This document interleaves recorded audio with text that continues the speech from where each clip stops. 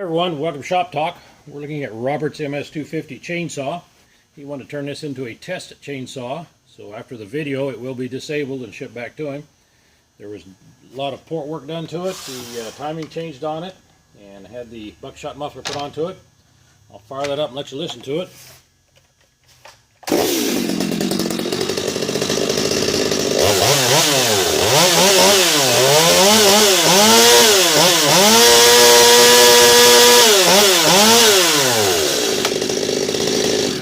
Turning right at 14,400. We'll go out and make a cut with it in the Douglas fir log.